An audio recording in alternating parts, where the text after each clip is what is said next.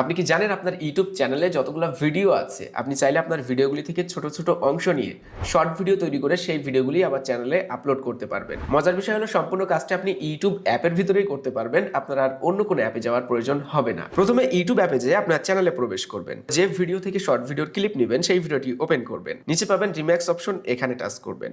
Edit into a short, এখানে touch করবেন। উপর থেকে 15 অথবা 60 সেকেন্ডের ক্লিপ রাখতে পারবেন। নিচে টাইমলাইন বরাবর আপনি 60 সেকেন্ড পর্যন্ত ক্লিপ নিতে পারবেন। এরপরে আপনি আপনার টাইমলাইন থেকে যতটুকু অংশ রাখতে চাচ্ছেন সেটা লেফট রাইট সোয়াইপ করে সিলেক্ট করতে পারবেন এবং স্ক্রিনে ফ্রেমটাকে লেফট রাইট সোয়াইপ করে আপনি ফ্রেমের কতটুকু অংশ রাখতে চাচ্ছেন শর্ট ভিডিওর ভিতরে সেটা সিলেক্ট করতে পারবেন। কমপ্লিট হলে নেক্সটে টাচ করবেন। তারপর এখান থেকে চাইলে আপনার শর্টস ভিডিওতে নতুন করে ভয়েস দিতে পারবেন, মানে ভয়েস ওভার অ্যাড করতে পারবেন, চাইলে টেক্সট অ্যাড করতে পারবেন। কমপ্লিট হলে নেক্সটে টাচ করবেন। তারপরে আপনার শর্ট ভিডিওর টাইটেলটি লিখতে হবে।